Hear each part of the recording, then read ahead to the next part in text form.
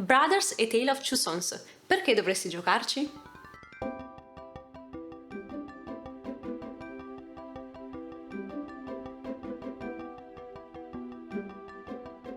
Ciao, io sono Manuela e questa è Guida Strategica. Se sei un gamer o un amante degli anime, ricordati di iscriverti al canale, perché qui parleremo sempre di crescita personale proprio attraverso le tue passioni. Oggi parliamo di Brothers e Tale of Two Sons. Sarà una specie di recensione, la prima di questo canale. Però non è una vera e propria recensione e soprattutto non è tecnica, ma ne parlerò in stile guida strategica. Quindi ti dirò quali sono i punti forti del gioco, ma soprattutto che cosa ti trasmette, che cosa ti lascia. Insomma, perché ci dovresti giocare. Ho intenzione di farne altre di queste specie di recensioni, ma non ho ancora deciso bene come chiamarle, quindi se hai qualche suggerimento per me, lasciamelo nei commenti per favore. Tornando a Brothers, il gioco parte in maniera molto diretta. Non c'è un tutorial, ci sono pochissime spiegazioni, prendi e inizi a giocare.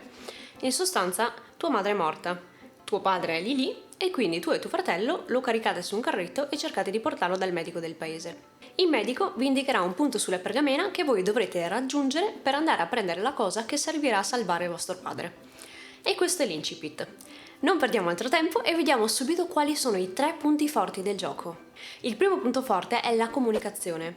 I fratelli, tra di loro e con le altre persone, parlano un linguaggio sconosciuto, che sa un po' di nordico. La lingua è appunto incomprensibile, ma i concetti passano veramente in modo molto chiaro. Non sembrerà un granché come punto di forza, ma in realtà questo punto serve tantissimo ad aumentare l'immersione nel gioco.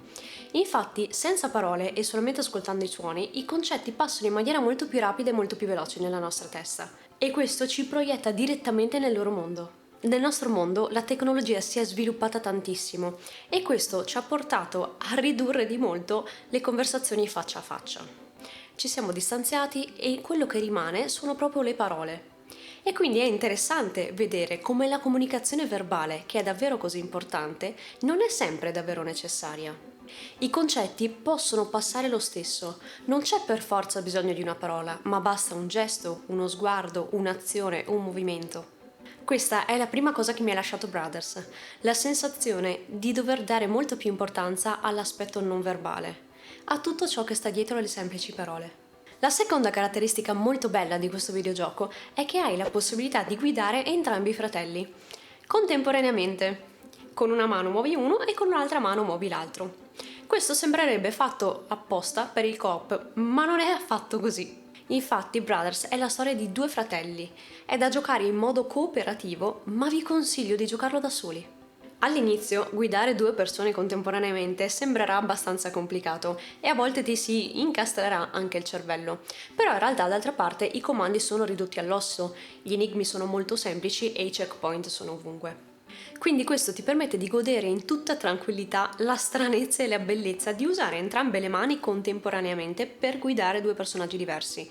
Quindi 2 personaggi che hanno caratteristiche diverse e che devono cooperare tra di loro. Per questo motivo ti consiglio di giocarlo da solo, perché giocato in 2 insomma perde un po' tutta questa parte interessante. Infatti all'inizio del gioco te lo dicono che giocato in coop l'esperienza potrebbe essere diversa, ma diciamola in maniera meno diplomatica, in coop perde tutto. È fatto per essere giocato da soli, in coop non rende.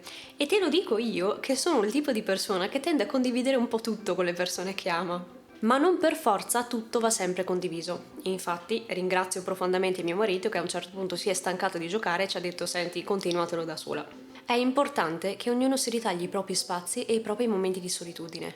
Non per forza tutto va sempre condiviso. Anzi, avere i propri momenti, le proprie esperienze vissute da sole è molto importante. E questo Brothers sa sicuramente trasmettertelo molto.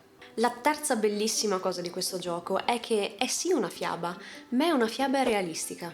Appena inizia il tuo viaggio, sembra un'avventura leggera e piacevole, con tutto questo mondo divertente, il fratellino piccolo che piglia per il culo gli abitanti e il fratellino grande che invece si scusa al posto del fratellino piccolo e via dicendo.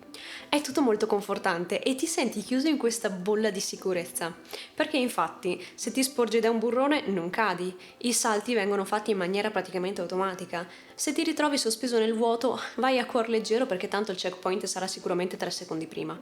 Ed è proprio questo senso di comfort e di leggerezza che ti dà un forte senso di disorientamento quando la storia inizia a farsi seria. Brothers ti prepara a vivere una fiaba classica e poi la condisce con elementi reali, con gli aspetti più crudi della vita, tanto che ti troverai ad assistere ad alcune scene con un senso di incredulità. Nella vita non tutto è sempre perfetto, non tutto è sotto il nostro controllo e non tutto si risolve sempre per il meglio. Questo Brothers te lo sa mostrare. È davvero una fiaba interessante, strana e diversa dalle solite, ma soprattutto ti fa capire che sì, le cose non vanno sempre bene, ma che bisogna accettarlo, raccogliere le forze e trovare il modo di andare avanti. Insomma, perché giocarci? Giocaci perché Brothers è un gioco molto carino, con una storia coinvolgente che porta molto alla riflessione. Si focalizza sugli argomenti dell'amore fraterno, sulla collaborazione, ma anche sulla perdita.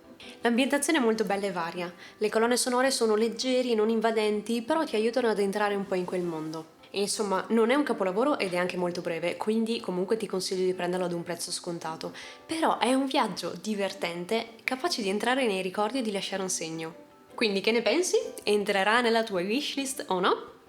Fammelo sapere nei commenti e se vuoi rimanere in contatto con me o conoscermi meglio, in descrizione trovi il link del mio blog e dei miei social network. Noi ci vediamo tra 2 settimane, sempre di mercoledì, quindi ricordati di iscriverti al canale e di cliccare sulla campanellina per attivare le notifiche, per non perderti i nuovi video e rendere la tua vita migliore grazie alle tue passioni.